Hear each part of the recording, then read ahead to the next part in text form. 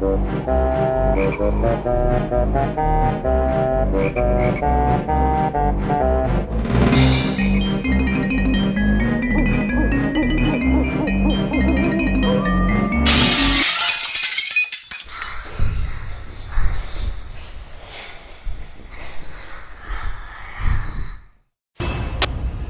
time on RetroGo TV. We're gonna bring you the top 10 games you need to play this Halloween, or else. My patient bit me on the arm. Hugo's House of Horrors. Monster in my pocket. Dang, bro, that doesn't look so good. Are you alright? I'm a little cold. Gremlins 2. Is Hunter the Reckoning? Resident Evil 4. Sure you're okay, bro? You're looking a little, pale. Oh yeah, trust me. I'm a little cold, but I'm fine. Totally fine.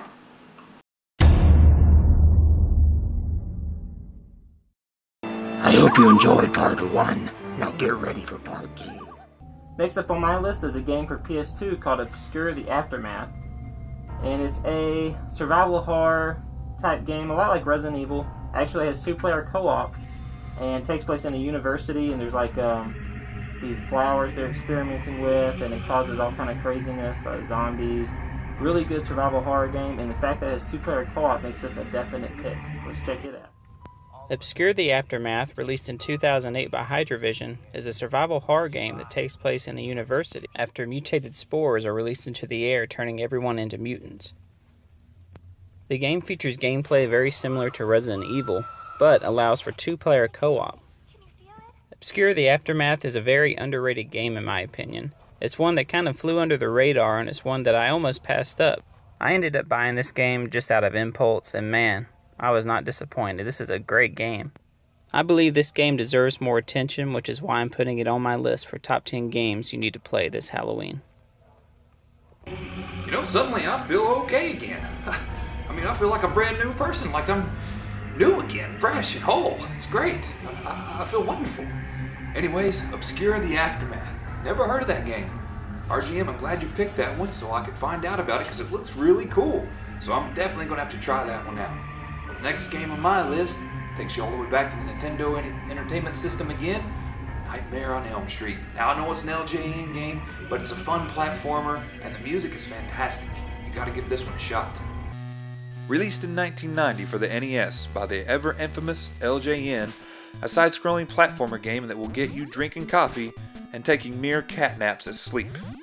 You play a teenager, or if you have an NES 4 score, you can play up to 4 teenagers at once, which was not common back then for those types of games, which I think makes this game really innovative and scores major points for LJN. Anyways, you essentially are fighting your way through different houses or buildings on Elm Street trying to stay alive. While you're awake, your character can punch and jump.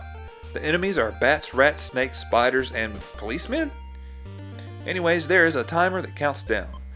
When it's gone, you have fallen asleep. Getting hit will also make this timer count down faster.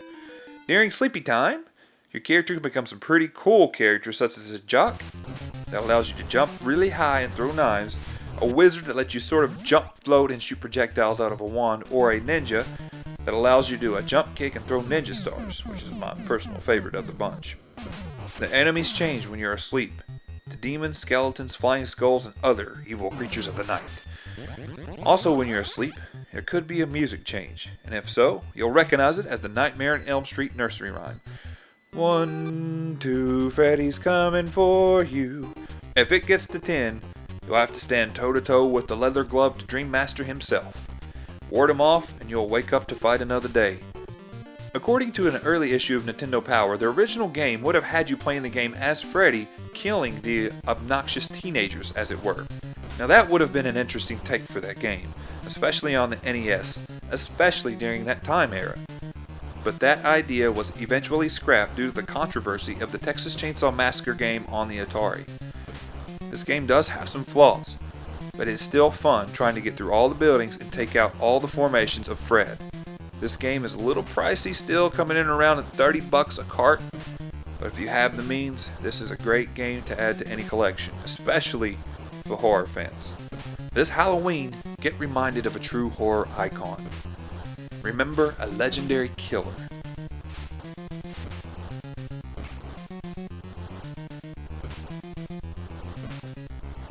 Remembering is how he gets his power. Oh, and remember, Every town has an Elm Street.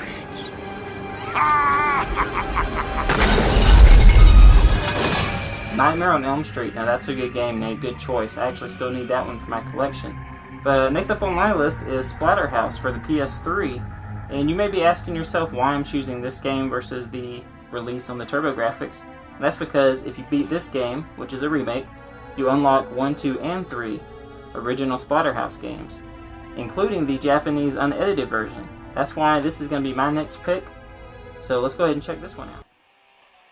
Splatterhouse, released in 2010 by Namco Bandai, is a hack-and-slash style beat-em-up with gameplay very similar to God of War. And a lot of people kind of give this game crap for that, but I don't see an issue with it because it's fun regardless. This game is so cool because it goes real in-depth with the story. It gives you backstory. I mean, it tells you about the characters. And that's something the old originals kind of failed to do. You had a basic story for the originals, like a lot of games, so it's not that, it's not their fault. But you had a basic story about your girlfriend being captured and, taken prisoner in this mansion, and you have to rescue her. But this one, it goes real in depth with the story. I mean, you learn about all the characters, the backstory, everything. So that's one thing I really like about this game. It's a very gory game. It's probably got more blood in it than you've ever seen in a video game before. It's very gory. You can lose your arms. You get like your stomach ripped open, so your gut's hanging out. You can see your ribs, and you can heal yourself. You can actually grow your arm back, or tear your arm off and use it as a weapon. So it's pretty cool. And the fact that after you beat the game, you can unlock the first, second, and third classic Splatterhouse games is awesome because those games are expensive now. And other than emulation, this is probably your next best way of playing them, really. But that's why I think you should play Splatterhouse this Halloween. Splatterhouse for PS3. That's a good game, Josh. Great pick. I really do love that series. Sorry, guys. I kind of got a little stiff. I don't know what happened. My next pick is an indie game. Very good, very good. I missed out on it last year. Not this year, though. Five Nights at Freddy's. Great indie game. I'm saying it's the scariest stuff of all time. Play it and find out for yourself.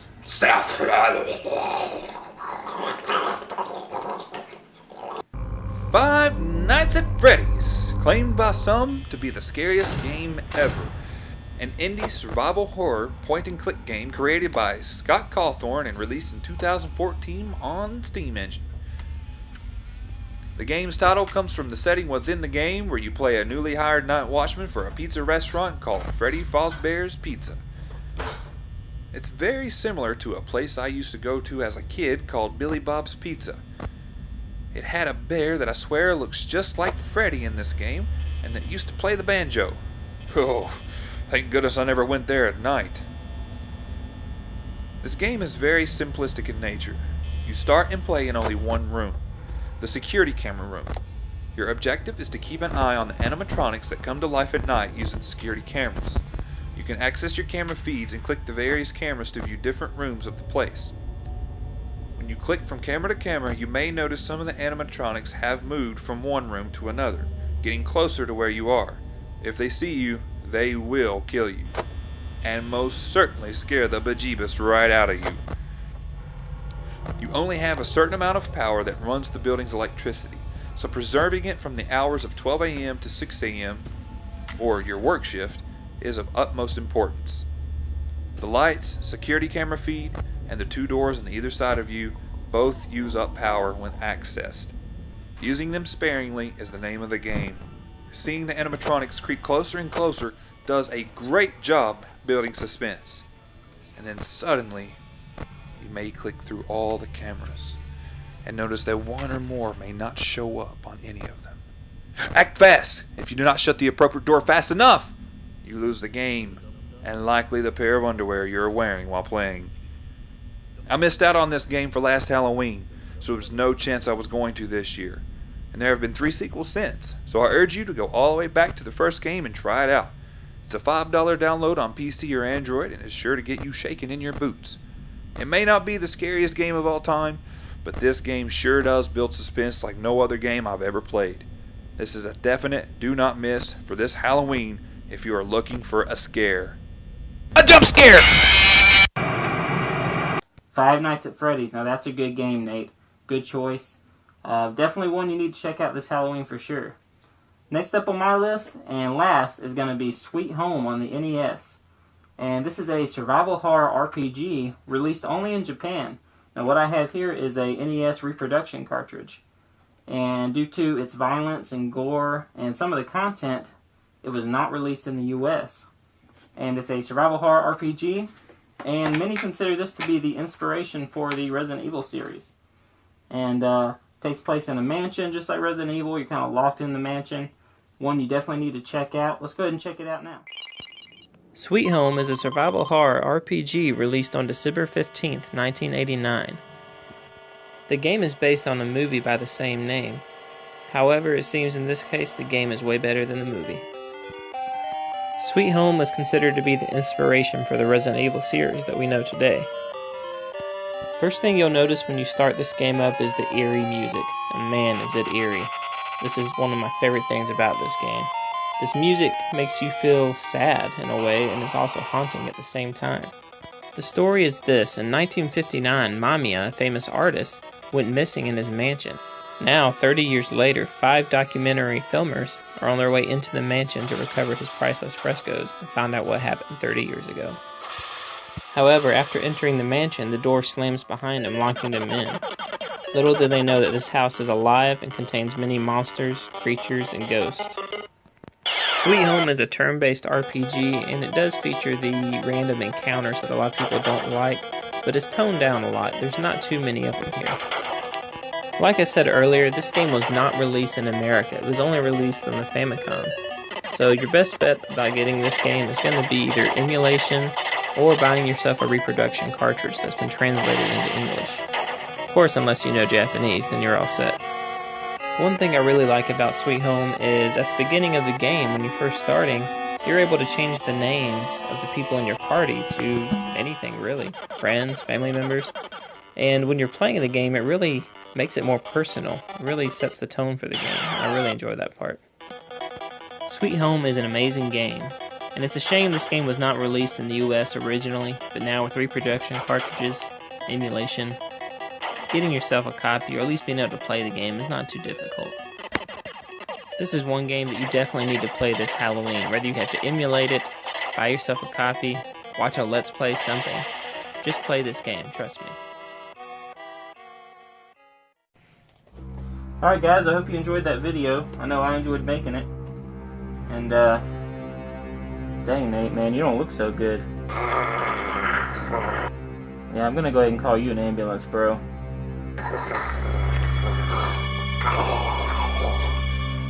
Hungry? What do you mean hungry?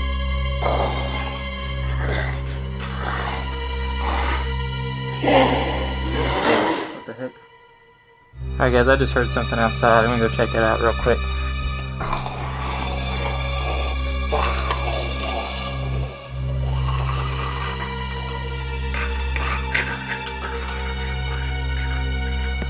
Figure I'll go ahead and take my camera with me in case it's something I need to just have on film or document or something.